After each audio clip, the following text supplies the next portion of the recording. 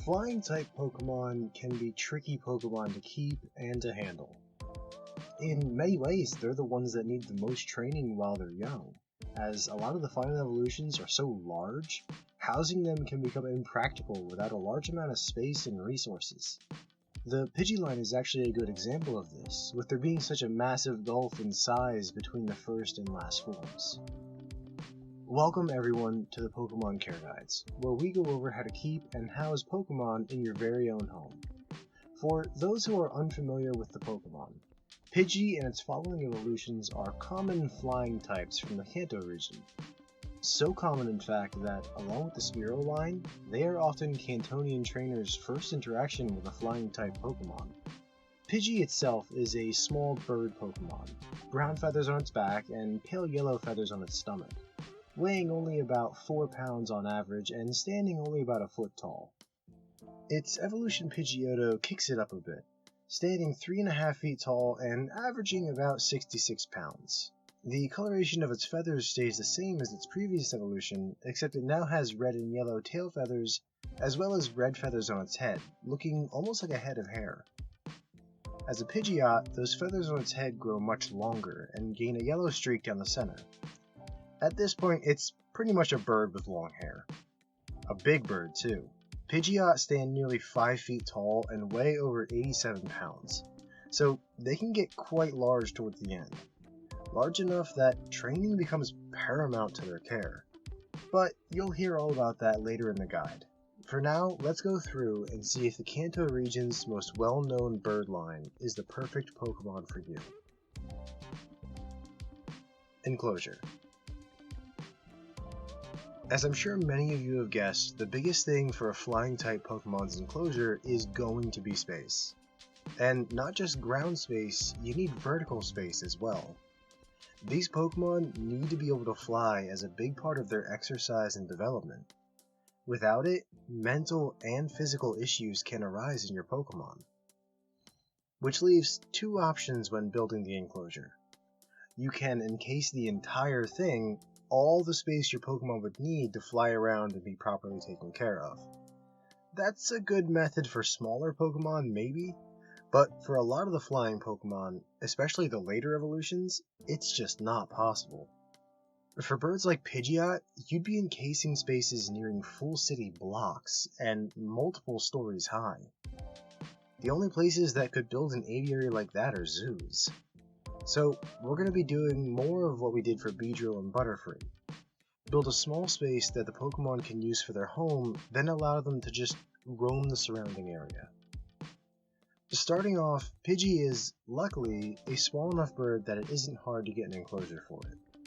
You can order good ones online or find some in any Pokemon supply store, but when looking for an enclosure, a good rule of thumb to keep in mind for the size is that it should be at least 1.5 times the wingspan of the Pokemon inside, thus allowing the Pokemon ample space to move around. For a Pidgey, that'll mean you'll need an enclosure that is at least 4.5 feet in all directions. Obviously not enough room for it to fly around, but plenty of room for them to stretch their wings and hop around. This enclosure is really just going to be their nesting spot. Speaking of flying space though, I would suggest letting them fly around a room of your home. I know, the idea of having a flying type Pokemon loose in your house isn't really that appealing to most. But the reason is twofold. One is that it provides a safe space for your Pokemon to fly around and explore while it's young. And two is that it provides a good space for you to work on bonding with and training your Pidgey. We'll get into the training later in this guide, but for now I will say that you will need to train your Pidgey to come back to you when called, because later on you'll need to recall the later evolutions. But yes, technically your Pidgey's enclosure will not just be the enclosure that it stays in, but also the room that the enclosure is in as well. As for decorations, you can decorate the room however you want, it's your room. Just keep in mind that you'll have a small bird roaming around the room, so I wouldn't put anything small and breakable in there, or anything that you would hate to get messy. Inside the enclosure, I would put a few branches that stretch from one side to the other, acting as perches. You'll also need a water feeder, one of the ones that hangs from the side of the enclosure and has a small dish at the bottom that Pidgey can drink from. It's better to get the one that hangs from the side of the enclosure because it will avoid collecting all the things that a ground-based water dish would collect, like fallen feathers, old food, and waste. With Pidgeotto and Pidgeot, their enclosures are radically different from Pidgey's, but they're so similar to each other that there's almost no difference between their enclosure requirements. So let's start with the fact that their enclosures are going to be much larger than Pidgey's. Now, the method that I used above is really designed for smaller birds, but for larger birds like Pidgeotto and Pidgeot, that formula tends to break down, and tends to produce enclosures that are way too small for the Pokemon inside them. So instead, I'm going to recommend that you build an enclosure that is 25 feet wide, 25 feet long, and 20 feet high. That will give your Pokemon plenty of room not only to stretch their wings, but also flit around the enclosure a little. Yes, technically, Pidgeotto could do with a smaller enclosure than that, but the difference between the enclosure for a Pidgeotto and a Pidgeot is so small to pretty much be negligible. It'll end up being cheaper in the long run just to build a Pidgeot enclosure right away, because you won't have to replace it when your Pokemon evolves again. Besides, it's not like your Pidgeotto will complain that it has some extra room. Now, you won't really be able to find these kinds of enclosures for sale in stores or online, at least not often. Usually what you'll have to do is call a company to show up and build it for the correct specifications. They will even include the internal decorations, such as perches, logs, and a nesting box that your Pokemon can use for sleep or to escape the weather. But this is where the training will come in, because as they have been moved outside, this means that they will need to be let out into the wild to get their exercise. At this point, if you haven't created the bond between you two and spent time working to train your bird Pokemon to return to you, then one of two things is going to happen. Either the very first time you let your Pidgeotto out, it will just fly off into the wild and you'll never see it again. Or it will come back, but it won't allow you into its enclosure with it, pecking, scratching, and flapping at you until you leave. And trust me, that can hurt quite a bit when a fully evolved Pokemon uses Steel Ring on you. Something else to keep in mind is that all of these specifications are just for one Pokemon. Trying to fit more than one Pidgey evolution in the above enclosure sizes would make the space way too small. That being said, let's go over the Pokemon that could be housed with, or at least in the same territory as your Pidgey evolution. To be honest, there aren't many, and it's mostly because of the predatory nature of the line. Pidgey will usually only go after small bug Pokemon like Wurmple or Caterpie. After all, it's not that big of a Pokemon itself. But that list of prey really expands when it evolves into a Pidgeotto, and certainly into a Pidgeot. Fish like Magikarp and Finneon, small mammals like Rattata, most bug Pokemon, even the fully evolved ones. Even Pokemon of types that are strong against flying types, like Pikachu and Joltik, could become prey to these Pokemon. Anything small enough that a Pidgeotto or Pidgeot would feel comfortable attacking and could make a meal out of is on the menu. And speaking of the types that are strong against them, you should avoid mixing them as much as possible, so avoid the rock types, the electric types, and the ice types. They can cause some serious damage to your Pokemon if they're strong enough. Really, the best types to keep with your Pidgey are steel types. They tend to be slow, tough, and Pidgeot don't like to eat metal. You just need to be careful that they're not also a type that could hurt or could be hurt by a flying type. Availability. Earlier I said that the Pidgey line is usually the first interaction with a flying type Pokemon that Cantonian trainers have, but there's a bit of subtext there that I didn't get into. Most Cantonian trainers have experience with the Pidgey line, but it's usually just with Pidgey itself. Excluding trainer Pokemon, as there's almost no way to accurately estimate how many of those there are, the majority of this line in the wild are just Pidgey. Pidgeotto are uncommon in the wild, and Pidgeot even more so. There are a few reasons behind this, such as predation while young, trainers catching the stronger evolutions, and a big one is competition. While they don't really have this instinct as a Pidgey, the later two evolutions are very territorial, and unless they're a mated pair, They will fiercely defend their territory from Pokemon that they consider competition, especially others of the same species. This fierce competition between the upper evolutions leads to them being more spread out and tends to lead to injury. The same difference in rarity between the evolutions has also appeared in the breeding trade as well, as it's just easier to raise a colony of Pidgey together with Everstones instead of the space-intensive, training-intensive, and sometimes dangerous prospect of trying to get the later evolutions to breed. So, if you are looking for a Pidgey, then you'll easily be able to find one, no problem, whether it's in the wild or in the breeding community. But if you're looking for one of the later evolutions, then you're going to be putting in quite a bit of work just to get one. Care. So, let's get through the simple parts of caring for these Pokemon first. Food. From everything that I've said so far, I'm sure that you have gathered by now that the Pidgey line are all carnivorous. So you're going to have to either raise your own feeders or order them from online. In all honesty, if you plan on only having one Pidgey evolution, and just using the feeders to feed the bird Pokemon, then I would suggest just ordering them online. Especially since the feeder that you'll be giving your bird will change as it evolves. You can order them in bulk, and they come frozen already, so you just throw them into the freezer and only unfreeze what you need for that day. Moving on to what to feed them and how much, for your Pidgey you'll want to order some sort of small bug-type Pokemon, such as Caterpie or Burmy. I would avoid ordering Cutiefly, you just don't get much for your money per pound with them. Honestly, the best feeder that I've found is Caterpie. They are plentiful, they're easy to get a hold of, and if you want to raise them yourself, they aren't that hard to care for. Once you get your breeders, you'll give 3 ounces of food to your Pidgey twice a day. Just place it in a dish in its enclosure, and it should eat it just fine. When it evolves into a Pidgeotto, you'll have to change out the bug Pokemon feeders for a fish Pokemon feeders, which you'll be using for the rest of the evolutions. I would suggest Magikarp, as it's so common in the oceans that you could go fishing for a day and easily catch enough Magikarp to feed your Pokemon for over a week. Once you get the Magikarp fillets, you'll be feeding your Pidgeotto 3 pounds of meat once a day, and your Pidgeot will get 4 pounds of food a day.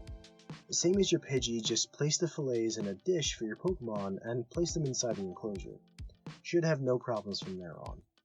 Cleaning wise, you will have to clean the enclosure out every now and then. Sweep out the molted feathers, refill the waters, clean up any waste. Just be sure that when you go to clean out the later evolutions enclosures, they are well trained enough to be okay with you inside their enclosure. If not, then it won't be a fun time for you while you're in the enclosure with them. And that brings us to the training. Now, I will be perfectly honest with you here. I have never trained or raised a flying type Pokemon before. My parents raised bugs and grass types, and I've just never had a flying type catch my fancy. So I want to be clear that I am in no way an expert on training your bird Pokemon in this way. I've done the research and consulted a few people that I was able to get a hold of that know more about this, so I do understand the basics. But if you plan on getting one of these Pokemon, I highly recommend you find and talk to someone that will be able to give you better lessons on how to work with your flying type. So with that disclaimer firmly set, let's get into how to train your Pidgey. The things that you're going to need are going to be a whistle, a perch that is rated to be able to handle a Pidgey's weight, and bits of food. Mind you, we are going to be working with a Pidgey, but if you get a stand that can support the Pidgeot right away, then you won't have to replace it later when it evolves. Once you have those 3 things, set up the perch in the room where your Pidgey will be flying about. Take one of the bits of food and place it on the perch right where you want your Pidgey to land, and take a step back. Keep the whistle at the ready, because as the Pokemon jumps or flies to the perch, blow the whistle. After eating, Pidgey will eventually take off from the perch again, after which you'll repeat the process, blowing the whistle each time the Pidgey lands on the perch. What this does is this starts to associate the sound of the whistle to landing on the perch and receiving food. Oh, and the food that you should be using for this should be one of the 2 meals that you would normally feed your Pidgey. That way the Pokemon is hungry enough to initiate the training and not being overfed. Once you have done this routine for multiple sessions, do not place the food on the perch when you start the session. Instead, keep the food in one of your hands, and while your Pidgey is flying about the room, blow on the whistle. If your Pidgey responds to the whistle and flies to the perch, then give them the food. If they don't, then I want you to shut all the windows and shut off the lights in the room and leave for about an hour. This will fool your Pidgey into thinking that night has come, and they'll return to their enclosure on their own as if they're getting ready for sleep. This will essentially simulate going to bed with no dinner to the Pidgey, teaching it that ignoring the whistle does have consequences. After about an hour, return to the room, turn the light back on, and wait for your Pidgey to start flying around again before attempting the whistle again. And just keep repeating. If the Pidgey ignores your whistle 5 times in a row, then it's time to return it to its enclosure, and this is important, do not give the rest of the food to your Pidgey. The training is important, and it needs to understand that not listening has consequences. Of course, I'm not saying skip every meal. One meal needs to be training, and the other should always be given. So just keep up the training, it will take time, and it might not take very quickly. You're probably going to get frustrated, and that's okay. Just keep chugging along. Eventually, your Pidgey will always respond to the whistle, having learned that it's better to listen to the whistle than to ignore it. Once that happens, start to scale back the reward for responding to the whistle. By keeping to this training routine, you and your Pidgey should get to a point that whenever you blow on the whistle, your Pokemon just returns to the perch without the incentive of a reward. Now, when your Pokemon evolves is when this training is going to be very important. Place the perch that you have been training your Pidgey on near the entrance to the outside enclosure. When your Pokemon is flying outside, you stand by the perch and blow the whistle. Your Pokemon should be near enough to hear the whistle. I know the Pokedex says that Pidgeotto fly over 16 miles to find food, but you have to recognize that that's an old myth. A flight like that would burn more calories than the food was worth, not to mention the effort to carry it back to their nest.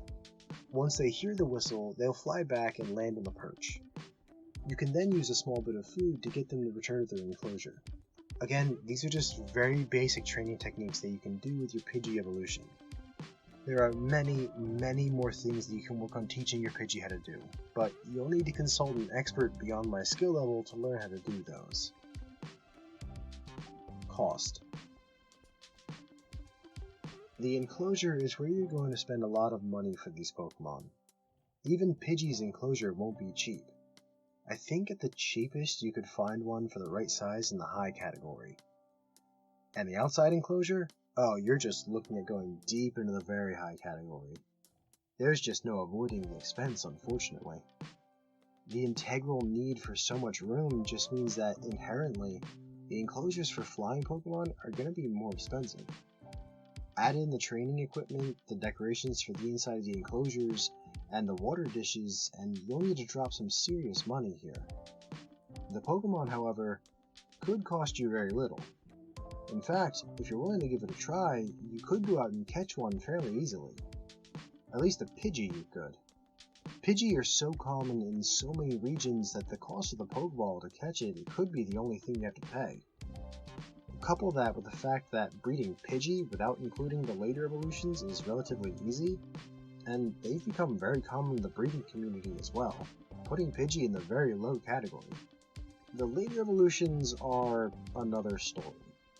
Oh, they could be just the cost of a Pokeball if you happen to find one in the wild, but like I said earlier, that isn't exactly a common sight. And the late evolutions are such pains to house together that getting one from a breeder will be more expensive just based on investment and time, bumping the price up to the high category. Food is the middle ground between the two extreme prices of the enclosure and the Pokemon. The two feeders that I recommend, Caterpie and Magikarp, are both plentiful, easy to produce, and can be bought in bulk and frozen. I mean, heck, you could just go to the nearest body of water and catch the Magikarp yourself if you have a rod and a place to do it nearby. But even if you order your food online, as long as you buy it in bulk, the price for each month should be in the moderate category, possibly even the high part of the low category if you're catching a Magikarp. Conclusion. Out of all the types, I think that flying types are the ones that I've considered personally taking care of the least. and the Pidgey line are perfect examples of why. With the territorial nature, the need for abundant space, and the special training needed, I've always seen them as not worth the investment. But then I've always looked at them from the perspective of a breeder. Plenty of people find flying-type Pokemon, including the Pidgey line, very fulfilling to raise and work with, or love to watch them just fly through the sky. They find it relaxing or peaceful. But that doesn't erase the reality that the Pokemon are tough to keep and raise. Pidgey itself, I might recommend to someone with minimal experience with flying-type Pokemon. But Pidgeotto and Pidgeot are for those who are experienced in how to take care of these kinds of Pokemon. And if that sounds like you, then these Pokemon may just be the perfect Pokemon partners for you. Thank you for joining me, and please do so again next time when we go over one of, if not the most common Pokemon from the Kanto region, Rattata and its evolution. Have a wonderful night, everyone.